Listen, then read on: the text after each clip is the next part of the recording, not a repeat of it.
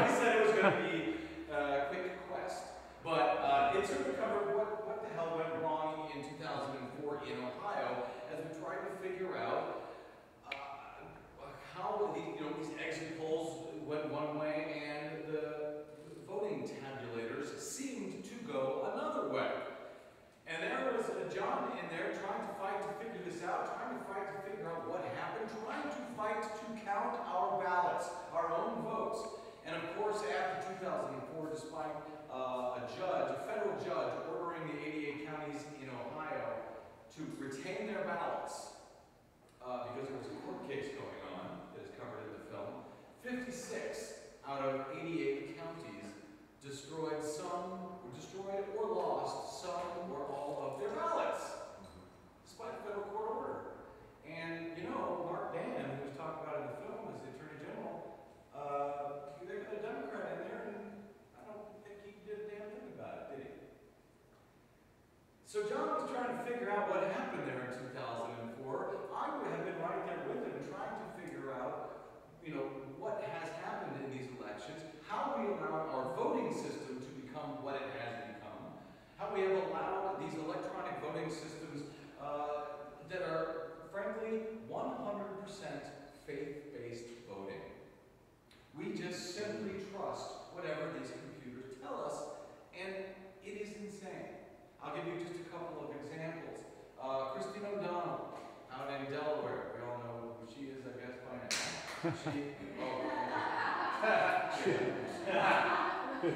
So she's running against some Democrat that nobody ever talks about. But originally she had to win her primary against this sort of reasonable Republican by the name of Mike Castle. And now everybody knows that O'Donnell has won that election, and she'll be running in the general. But I started to sort of look at that, and I found out something interesting that maybe only people who read Brad blog actually know, which is that Mike Castle actually beat Christine O'Donnell, destroyed her, trounced her, 55% to 45%, as far as you know, and as far as I know. Because the ballots that we are able to count, the absentee paper-based ballots in that election, show that Mike Castle beat Christine O'Donnell 55 to 45. On the other hand, on election day, across the state of Delaware, where they use touchscreen voting machines that cannot be verified in any way, shape, or form, the results were almost entirely flipped. It was 53 to 47 was the result on the touchscreen machines in favor of Christine O'Donnell. Now, is that the way the people of Delaware really voted? I don't know. You don't know. The people of Delaware don't know. The elections officials in Delaware don't know. The people who made those voting machines in Delaware don't know. And yet we have all just said, well, that's what the machine said. It must be right. Let's trust it. Move down the coast to South Carolina. You may remember the primary between a four-term state senator by the name of Vic Rawl. He was a former circuit court judge, Judge Vic Rawl.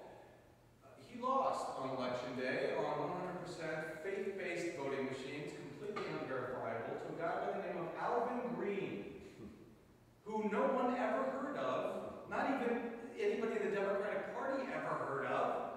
He has no job, he has no computer, he has no website. Somehow, he beat this four-term state senator, circuit court judge, on the touchscreen machines, yet nobody can prove it. Nobody can show me one piece of evidence to say that even one vote was cast for Alvin Green, this guy who nobody had ever heard of.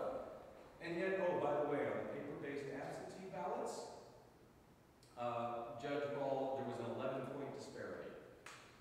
So only on paper, they seem to go for the other guys. And by the way, in New Hampshire in 2008, remember when Barack Obama was about to, he had just won in Ohio, and now he's running in New Hampshire against Hillary Clinton. Everybody thinks he's going to clean up, and huge surprise, Hillary Clinton wins. Now, as it turns out, in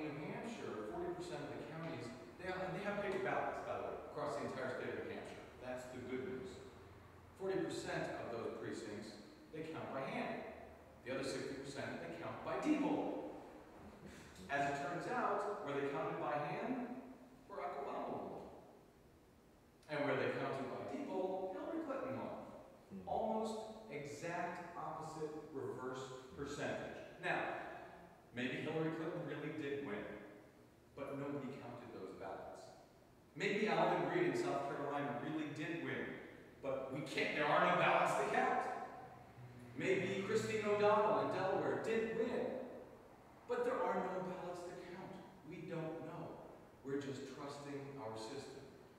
That was what free-for-all, one dude's quest for democracy, was about. And that was back in 2008, and the elections I mentioned have been largely since then.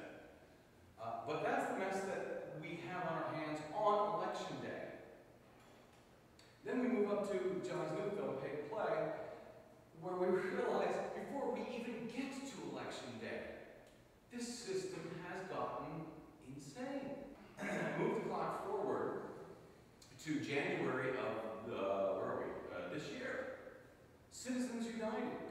This case goes to court, and they're complaining that the campaign finance restrictions that we have are too onerous. That corporations need to be able to spend as much money as they want, because after all, corporations, as you and I know, are people.